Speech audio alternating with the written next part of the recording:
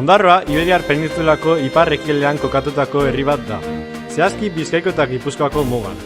Historiaz eta tradizioz beteriko herria da, baina etorkizunari begira jarraitzen duena. Ondarroa arrantzaren bihotzat da, bertan beti izan baita arrantza tradizio, baleen eiza barne. Ondarrotar arrantzaleak traineruetan itsasoratzen ziren baleak harrapatzeko asmoz, beste herrietako arrantzaleekin lehiatuz. Baina denborak aurrera egin ahala, ohitura hauek atzean geratu dira. Hala ere, traineruetan lehiatzaren ohitura mantendu da herrian arraunaren zaletasuna handituz. Gaurkoan, hainbat arraunarirekin geratu gara, lehenik eta behin gotzon arrasaterekin. Ikus dezagun zer esaten digun. Bueno, ikusitxe ondarru herri arrantzale bat ala, jakin berdagoen ara, nondi gato zen ez. Zentzut izen gure arbazu, zelan sortu zen hau, ikizute itxosurak hauela ingurun, betianik arrantziar lotuako herri bat hau, baina ikusi berde, lehengo egorak eta ongo egorak ez dile bardinak, lehen txaloka zegoen motorrek, eta arrantzan etxea erramutan jote zen. Jote zen erramuta, eta ze pasate zen, txalopa luze batzukin, eruteko zarik, eruteko barron, eta atrapate ben, eta ze pasate zen. Porture lehen aiate zanak, presizio nago etxetan dela arrainak, fresko guan, bordun, pasate zen eta, eura txalopan hartin, sorte zen lehia bat, zainarin aia porture, eta ramutan. Eta, lehen aiate zen porture, lortzen mon, diro gexego, karu hau etxetalako arrainek.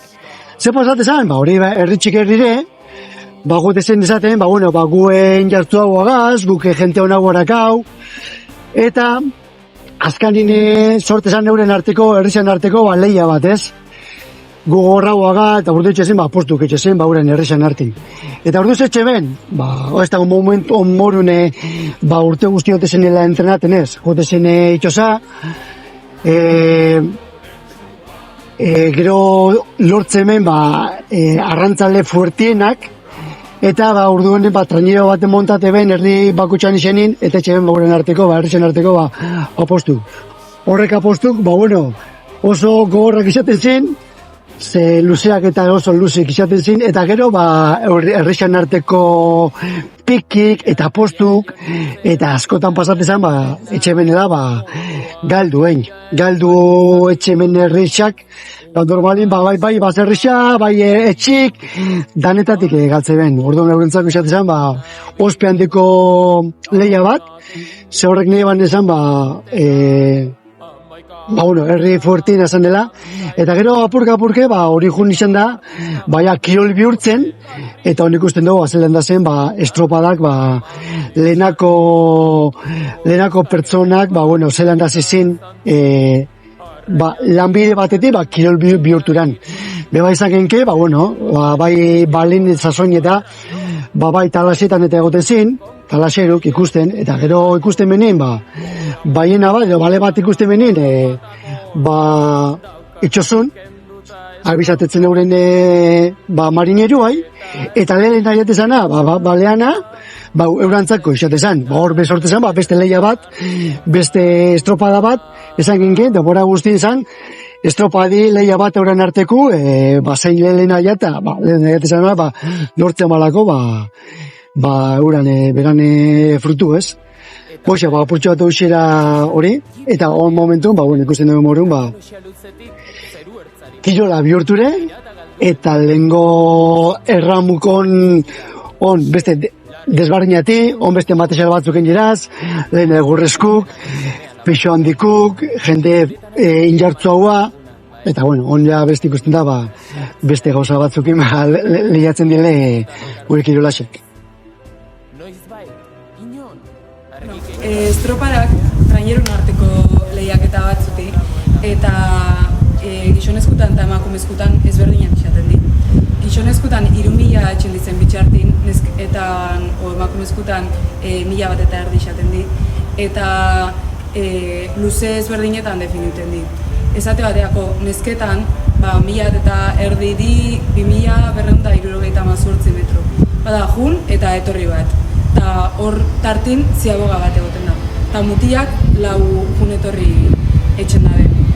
Eta, bueno, egixera urtitan gizonezko gehiago egon dizela onarte trainerutan lehiatzen, baina urtik aurrera junala eta gizarte aldatzen da modun, emakumezkun lehiaketa honei indar gehiago amuten aziri. Eta hori ikusi leke, zelan emakumezkun goiko mailetan onarte lau traineru lehiatzen ibili dizen, baina atzan pare bat urtitan 8 trainero altzara.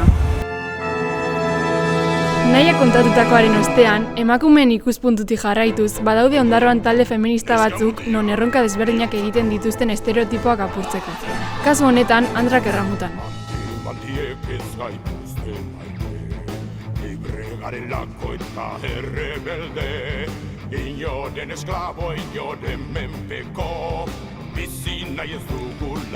Antzinan, arrantzaleak talaseraren arabera mugitzen ziren. Hauek, leku ikusgarri batean, gehienetan mendian, kiarekin indikazioak emanez mugiarazten zituzten itsasontziak. Hala ere, pendula erabiltzen zuten. Ura uretara jaurti eta lurra zenbat metrotara zegoen ikusi ondoren, mapan ikusita bazekiten non zebiltzaten. Orain, aldiz, GPS-a, radarra edo beste hainbat makinen laguntzaz mugitzen dira arrantzaleak. Honez gain, motorari esker itsasontziaren egitura ere asko aldatu da, eta itsasontziko bizi baldintzak hobetzen joan dira. Geroztik, arrauna eta baleak atzean utziz, gaur egun ezagutzen ditugun itsasontziak sortu dira. Gainera, gaur egun itsasontzi barnean zailkatzen da arraina, eta portura sartu bezain laster, turrunaren soinua joten du.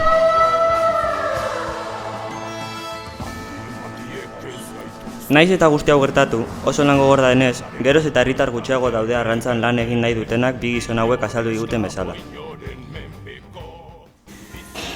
Lehen jentia igual, lego patroik, zemikeko esenetik, bai iztite bai patroik, harik aguantan gabe, harik bafos guztik aguantan gabe, baina jenia azpi barrik ez dator.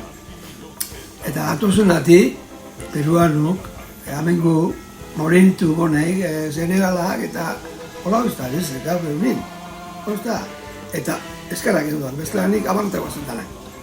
Makinan horize pasatu da, eta patroitzan dut, bai, ez da.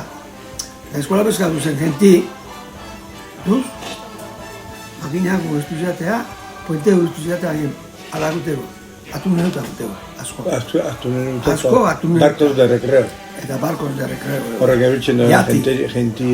Horrek Katalunian da, Mediterranean da. Erresutan da abiltzen da, plaitxik, kaletatik eta kaleta eta... Hau ez da besteik. Eta dazte, bazarrezean doizu bazagora eta patate pesto jango. Itxulean ez, eta hinik. Arraunaren mundua sakonago ezagutzaz gain, itsasoarekin lotutako bizimodu tradizionalak ulertu ditugu. Eta beraiek esan diguten bezala, itsasoa beti izango da gurea eta gu beraren parte. Maika arraza, maika mintzairatan, tarteka marteka galdurik uselarri, gutitzuenak asko eman ditzarri.